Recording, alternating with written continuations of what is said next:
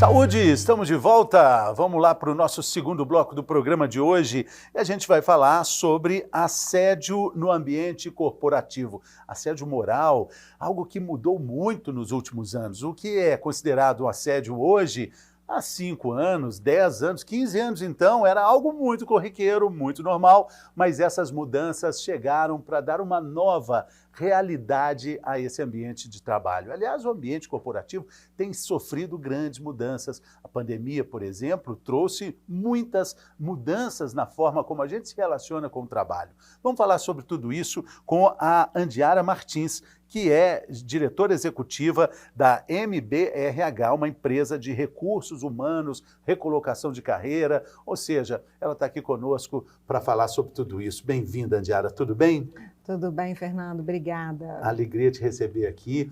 A gente estava comentando, né? O que hoje é considerado assédio, o que hoje tem um holofote muito grande, há 10 anos era algo muito corriqueiro, fazia parte da escala evolutiva do trabalhador, né? É verdade, né? Eu falo que as pessoas há 10 anos atrás, vamos pegar aí essa referência, né? Elas achavam que deveriam suportar tudo e todos em função aí do crescimento profissional. E isso mudou muito, né? Principalmente nos últimos anos. Então hoje os profissionais, eles buscam aí um ambiente onde eles sejam respeitados, onde eles se sintam bem, onde a saúde não fique comprometida e onde eles possam também se realizar enquanto profissional. É um conjunto, né? Não vale mais só uma parte. E mesmo porque não tem tanta separação a sua vida, a felicidade no trabalho, felicidade em casa, né? A vida profissional, a vida pessoal.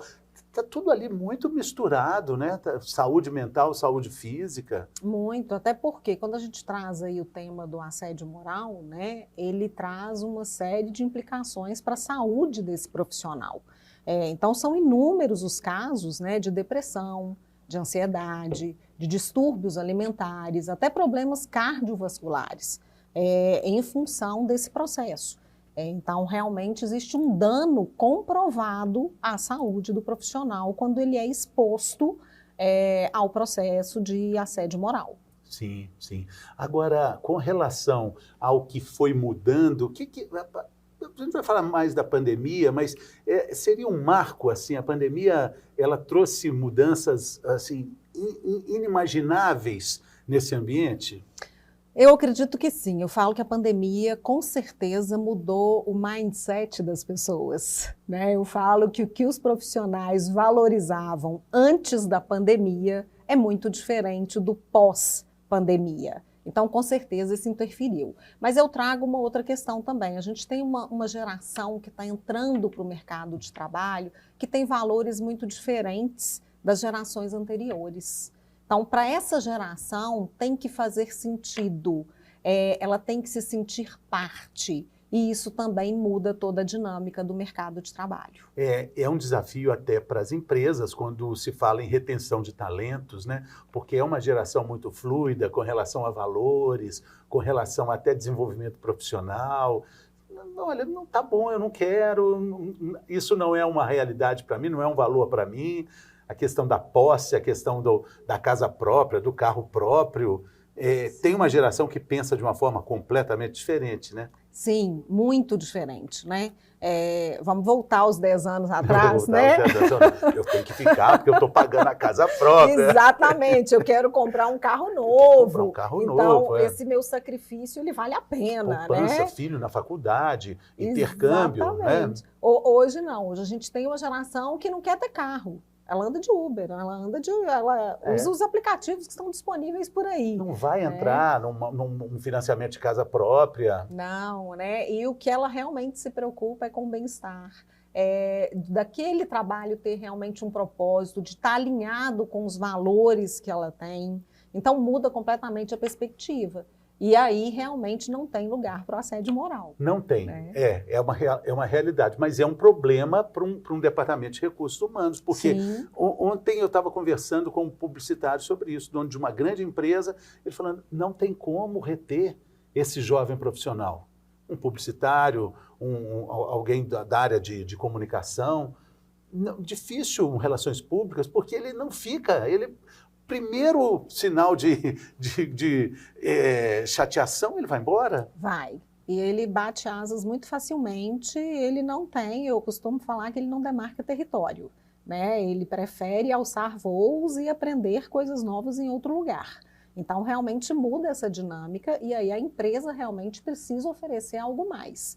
E nesse algo mais, que talvez não seja um algo mais, talvez seja o básico, é ter um bom clima, né? É ter realmente um ambiente que seja saudável, você não passar por situações humilhantes, ter que se expor a situações onde você se sente menosprezado. Então não tem mais espaço para isso realmente, até porque essa geração, nenhuma geração deveria aceitar isso, mas essa muito menos. Sim, sim. E tem uma palavrinha chamada resiliência que acabou sendo usada de forma até pouco adequada ao que ela realmente... Ela é tão bonita, né? Você ser resiliente tem a ver com musculatura, flexibilidade, mas tem resiliência, aguente, engula sapo, isso é resiliência. Né? Ela acabou tendo uma carga que não condiz com o que ela significa, né? Ela acaba sendo utilizada de uma forma indevida, né, Fernando? Porque o fato de ser resiliente não quer dizer que a pessoa tenha que se submeter a esse tipo de situação. E daí vem, hoje a gente tem aí alguns dados que, né, tem uma pesquisa muito recente que fala que 52% dos profissionais já passaram por alguma situação que remete ao assédio moral. Só que desse percentual, olha, aí é mais assustador ainda, mais de 80% não fez a denúncia. E por que não fez a denúncia? Porque teve medo, né? Porque teve receio, porque se preocupou com a opinião do outro. O que o outro vai pensar quando eu trouxer essa situação à tona? Então, todas essas questões, elas fazem aí parte desse cenário quando a gente fala também de resiliência. E essa é uma mudança importante no mundo corporativo. Eu trabalhei durante 30 anos na TV Globo. Só nos últimos anos apareceu ali um lugar ali chamado compliance, onde você poderia fazer as denúncias anonimamente, e vários casos na Globo de assédio foram relatados através desse departamento de compliance, né? Quando ele começou a existir. Antes não existia. Imagina o que era, né, esse ambiente, né, jornalístico, artístico, numa empresa como a TV Globo, né? Sim, essa pauta, né, do compliance hoje, eu falo que é uma premissa. A empresa ela precisa ter, né? Não é mais, eu quero, não quero. Não, ela precisa ter. Isso é fundamental. Até mesmo porque isso resguarda os profissionais. E se ela quer ter bons talentos, se ela quer ter boas parcerias comerciais, ela precisa de ter essa estrutura. E como funciona o compliance com relação a preservar ali a integridade de quem faz a denúncia e o que acontece com o denunciado, do ponto de vista até mesmo de ter realmente uma averiguação adequada, porque deve ter muito jogo de vingança em tudo isso. Claro, você já viveu situações das mais absurdas, né? Sim, infelizmente, né? Bom, o que acontece, Fernando? Hoje as empresas, elas têm aí se preocupado com essa questão do compliance, de estabelecer um canal de denúncia que seja realmente sério, imparcial e que resguarde esse profissional. Até mesmo porque, eu costumo brincar, né? Ela não faz isso porque ela é boazinha, né? Ela faz isso porque ela precisa disso para sobreviver. É regra, né? É uma regra, né? Então eu brinco muito, eu falo, gente, a empresa não está fazendo isso porque ela é boazinha, não. Ela faz isso porque ela tem um ganho enorme quando ela estabelece isso de uma forma clara e transparente. Isso tem um respaldo pela sociedade, né? E pelos bons profissionais. Então hoje a gente fala muito da marca empregadora. Os profissionais, principalmente essa geração mais nova, ela pesquisa a empresa. Ela pesquisa para saber o seguinte, eu quero trabalhar nessa empresa? Então, empresas que até então, Fernando, aí tem um dado muito interessante também ligado a essas questões, empresas grandes, né, de renome internacional, que até então tinham um processo onde as pessoas disputavam a vaga, em determinados momentos, de uns tempos para cá, tem tido dificuldade em recrutar esses profissionais. Então, isso tem a ver com a política, né? Qual é a fama dessa empresa no mercado, o que acontece ali dentro. Ela é uma empresa que tem uma preocupação com a questão da qualidade de vida, com a imagem, né, dos profissionais, de como que isso é tratado internamente. Então, voltando aí na questão desse canal, ele tem que ser um canal realmente bem responsável, transparente e tem que realmente dar apoio a essas pessoas que passam por esse processo para que elas se sintam confortáveis em fazer essa denúncia. O julgamento do objeto da denúncia, ali, do chefe, ele também tem essa preocupação de ser equilibrado, de entender o lado dele, ou imagino que não seja um julgamento sumário, né? Não é? As empresas, eu falo que elas ainda estão, muitas, Fernando, engatinhando nesse processo. Né, o que eu falo do equilíbrio, né, de você ouvir as duas partes, de você levantar dados e fatos, até para que a verdade venha à tona. O chefe não fica sabendo quem denunciou? Não deveria. Não deveria, porque... Não é para saber. Não é para saber, até mesmo porque o grande medo de quem passa por esse processo ao fazer a denúncia é que ele perca o emprego, que venha um processo de retaliação. Então, porque pelo estilo da denúncia, o chefe pode dizer, já sei quem foi. Isso pode acontecer, até porque tem aquele velho ditado, quem não deve não teme, né? Então, dependendo aí da situação, provavelmente esse chefe ele sabe o que aconteceu e qual que foi ali a tratativa.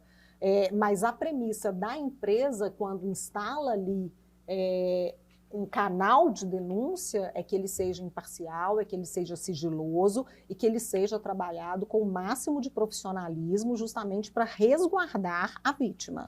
E aquela estrutura que tem até uma piada, né, que começa lá, porque eu fico imaginando que muitas vezes é muito comum as pessoas, até com mais idade, pensarem, eu não sabia, olha, isso nossa, eu não sabia. Você deve ter tido casos assim. Aí falou, não, agora você está sabendo e é mesmo. Porque ele fala, mas aconteceu comigo, eu fui pressionado e você pressiona aquela corrente que lá na ponta estoura na mão do estagiário, né? O estagiário pega, engole esse sapo todinho que começou lá em cima e vem descendo. Uhum. Como cortar essa corrente, essa cadeia que vem sendo nociva em todos os seus laços? Então, Fernando, hoje a gente tem um movimento, principalmente dentro da área de recursos humanos, para discernir o que é assédio moral e o que é cobrança. Né? Até mesmo porque quando você trouxe o tema aí da resiliência, esse é um tema que faz jus a esse cenário, porque a grande pergunta é até que ponto que essa nova geração ela tem sido resiliente, ela sabe lidar com essa pressão. Né? Então, a gente tem aí um cenário onde a gente precisa primeiro discernir o que de fato é assédio moral. Qual é o trabalho, né? Qual é a natureza desse trabalho? O que é? Tem trabalhos que são pressionados mesmo, Sim. Que vivem na pressão, né? E é necessário, faz parte. Né? A pessoa tem que cumprir metas, né? A pessoa tem que apresentar números. Então, o primeiro ponto é a gente discernir o que é e o que não é. A pessoa não pode simplesmente, o meu superior ele tem me pressionado em função da meta, tá? Mas vamos entender esse movimento?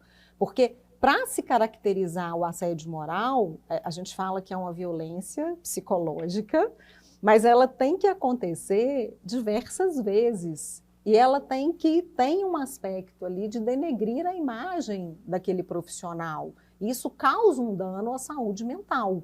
Então, a gente tem algumas premissas para, de fato, caracterizar o assédio moral. Não é simplesmente, o meu chefe me pressiona, isso acontece de forma recorrente, então isso é assédio moral? Não necessariamente. Depende muito da forma como isso é feito, do contexto que se tem. Como é que a gente pode começar a identificar? Eu sei que é difícil, cada caso tem as suas particularidades, mas dentro desses detalhes, para quem está acompanhando a gente aqui, o que é um sinal de alerta? O que acende uma luzinha ali de atenção nessa relação entre patrão, subordinado e chefe, né? Então, a premissa, né, eu falo muito que o respeito, ele cabe em qualquer lugar. Desculpa, eu falei subordinado, o chefe, o empregado, não precisa não, às vezes pode ser entre iguais, né? Sim, a questão do assédio, Fernanda, acontece do superior com o profissional Pode que ser ele verticalizado lidera, também. mas pode ser entre o colega ali, ó, o colega que é um par e pode estar fazendo e estar praticando o assédio moral. Sei. Tá? Então, é muito importante a gente entender aí como que se caracteriza, né? Quando a gente fala aí de uma questão que é vexatória, que a parte da discriminação ela está clara, se ela deixa aquela pessoa envergonhada. Tem algumas situações também que não é só porque, às vezes, quando a gente fala de assédio moral, a gente remete só a uma situação onde o outro foi humilhado, onde o outro foi discriminado, mas tem outras formas de assédio moral. Por exemplo, o chefe, né, o líder, ele pode isolar esse profissional, ele pode excluir esse profissional de determinadas tarefas, de determinados eventos. Isso também é assédio moral. Então, tem outras situações, porque no senso comum é muita humilhação, né? Ou aquele comportamento, me humilhou, ele gritou, ele falou alto, ele me xingou, e não é só isso. Por outro lado, também existe a questão da produtividade, da necessidade de um desempenho, né? Assim, que às vezes é mais extenuante mesmo, né? Sim, essa cobrança, ela faz parte do ambiente corporativo, né? Eu falo que eu desconheço alguma atividade onde você não tem uma cobrança, que seja ela direta ou indireta. Mas a questão é, o que as empresas têm feito atualmente? Qual tem sido aí a medida para, de certa forma, trabalhar e atenuar aí a questão do assédio moral, Fernando? E hoje, com esse mundo globalizado, né, existem cada vez mais... existe cada vez mais uma rede de comunicação, né? Uma capilarização de tudo que acontece no mundo, né? Teve uma foto de uma funcionária, se não me engano, foi do Google, do Twitter, que postou dormindo no trabalho. Uhum. E depois ela foi demitida. Mas rodou o mundo. Você lembra disso? Hoje tudo ganha o mundo muito facilmente e muito rapidamente. Aqui em Belo Horizonte teve uma história também de uma empresa grande que proibiu ou recomendou que os funcionários não fossem mais cheirosinhos, não usassem um tipo de roupa. Recentemente. Também. Em Belo Horizonte, mas correu o Brasil. Nossa, isso ganhou, assim, os holofotes. Ganhou os holofotes. Bom e ruim, né? Porque bom que a gente entenda que isso é um tipo de abuso, mas ruim que ainda aconteça, né? Aí a gente tem pensamentos divergentes, né? Tem uma turma até do Recursos Humanos e das empresas, de líderes, que tem uma opinião, né, sobre essa questão, que defendem o que foi dito, mas talvez não a forma. Foi a mais correta, e outra que realmente caracteriza como assédio. Porque nós estamos falando para usar perfume, tem alguma coisa com relação a isso, né? Com roupa? Na verdade, tem uma questão com cuidados, né, de higiene corporal. Cuidados básicos, né, de um desodorante, de um perfume, né? Então vamos lá, isso é básico mesmo, não? Bom, eu tenho direito de dar a minha opinião? Por favor, eu estou te perguntando. Eu entendo que sim, tá, Fernando? Eu entendo que aí a gente está falando de algo que facilita ali, você está num ambiente que é coletivo, eu preciso ter a preocupação com o outro, né? Mas parece que isso aí não precisa nem te falar, né? Nossa, Fernando, esse óbvio aí hoje ele não existe mais. Não existe, Fernando. Eu falo que antigamente, né, era assim, gente, mas isso é óbvio. Eu falo, gente, o óbvio ele precisa ser dito. E eu falo isso porque eu transito em muitas empresas, desde a pequena, né, que é talvez uma startup, a grande, que é uma multinacional. Então, desde aquela que tem 5 funcionários, aquela que tem 80 mil funcionários. Isso não muda, né? O óbvio, não tem óbvio. Vamos trabalhar desde o básico. É uma premissa americana. Quando você pega um avião nos Estados Unidos, eles perguntam, tem uma bomba aí na sua bagagem? Tem algum objeto assim, assim? Você fala, você não. É terrorista? Você é terrorista? Não. Mas por que está perguntando não? Porque você pode dizer que não me perguntaram, eu não sabia. Exatamente. E hoje isso tem acontecido no mercado corporativo. Então a gente usa muito a máxima de que o óbvio precisa ser dito. A partir do momento que ele é dito, as pessoas tomam consciência e vão interagir ali com aquela questão, de uma forma ou de outra. Aquilo pode agradar e pode ser disseminado, como a pessoa pode se sentir, não vou me enquadrar e vou embora. Sim, sim. E também linhas tênues que acabam sendo traçadas com novas terminologias, quando a gente fala também até do equilíbrio entre homens e mulheres no mercado de trabalho, aquela expressão mansplaining, né? Que um homem não deixa a mulher falar quando ela desenvolve um raciocínio, ele completa o raciocínio, seria algo também que poderia estar nesse bojo aí de assédio? Sim, na verdade a gente tem uma pesquisa que fala que o assédio ele acontece muito mais com o sexo feminino do que com o sexo masculino. A última pesquisa que eu tive acesso foi uma pesquisa do ano passado, ela foi feita por uma plataforma de vagas e ela chegou ao percentual de 40% das mulheres. Já tiveram aí no decorrer da sua carreira um episódio de assédio moral. Então, realmente existe sim uma diferença, principalmente dentro desse estudo, quando o superior é do sexo masculino. Aí você tem um aumento desse assédio. Principalmente quando esse chefe ele não aceita muito que a mulher ocupe a mesma posição que ele, tenha o mesmo nível, o mesmo poder de decisão. Então, ele tenta intimidar essa mulher e muitas vezes isso recai aí num processo de assédio moral. E com a questão dessa mudança da nossa pirâmide demográfica, a gente hoje tem mais avós do que netos no Brasil, né? A cada minuto uma pessoa faz 50 anos no mundo, estamos envelhecendo com saúde, né? Se Deus quiser, mas como é que o mercado de trabalho está se adaptando a isso, já que quando a gente fala de etarismo, a gente está falando de sopa no mel para falar de assédio também, né? Sim, porque a gente tem um cenário onde muitas vezes a empresa ela vai ter que ter capacidade de propiciar ali um ambiente onde ela tem um profissional já na casa de 50, 60 anos e vai entrar ali uma moçada que está com 22, 23 anos.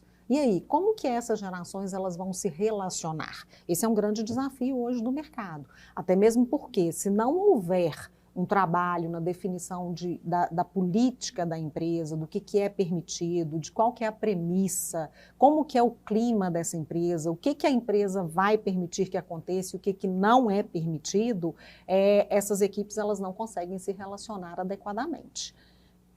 Então, é preciso uma base aí, né, de entendimento, né? Sim, muitas empresas têm caminhado nesse sentido, tá, Fernando? De promover essa integração, de fazer um movimento onde a moçada que está entrando, né, o público mais jovem, reconheça em quem já está há muito tempo na empresa e que tem uma idade mais avançada, que eles podem acrescentar. E da mesma forma que esse público que está dentro da empresa de 50, 60 anos pode aprender muito com quem está entrando.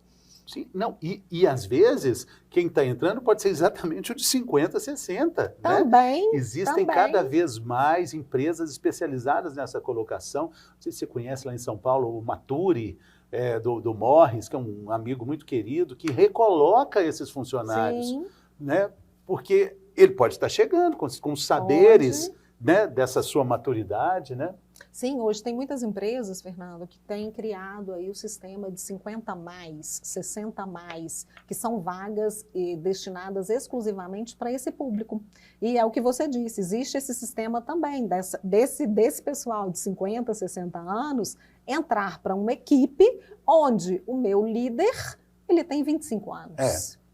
Então, como que essas gerações elas vão se relacionar? Como que elas vão contribuir? E como que elas podem somar para que o resultado seja interessante? Exatamente. E imaginando que essa pessoa com 60 anos vai ter uma vulnerabilidade ali, né?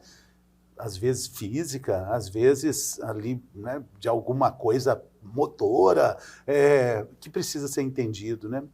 Eu acho que o que fica aqui da nossa conversa Andiara, é que a gente precisa entender, né? Você falou uma coisa muito importante. O assédio, ele não é ele não acontece, raras vezes ele vai ser um ponto isolado, né? Uhum. Ele precisa de uma sequência, né? Sim, exatamente. Para que seja caracterizado o assédio, ele tem que acontecer aí por diversas vezes, né? Para de fato a gente ter um processo de assédio moral.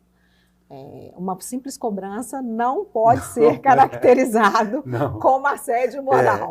Né? E outra coisa importante, mais de 80% das pessoas que sofrem assédio não fazem a denúncia. Não fazem.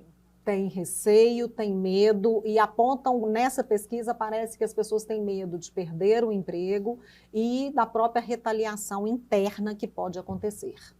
Então é preciso falar sobre isso, Muito. Porque é falando que essas coisas vão melhorar, que a gente vai adaptar, vai mudar, para quando a gente chegar 10 anos lá na frente, a gente falar, evoluímos mais ainda, né? Exatamente, eu falo que é um processo, né, Fernanda? E aí as soluções, elas precisam ser construídas. A gente não tem a resposta, eu falo muito isso nas empresas e aprendo muito isso com as empresas. Realmente não tem. O que funciona para uma empresa não funciona para outra. O que funciona numa estrutura, na outra vira o caos.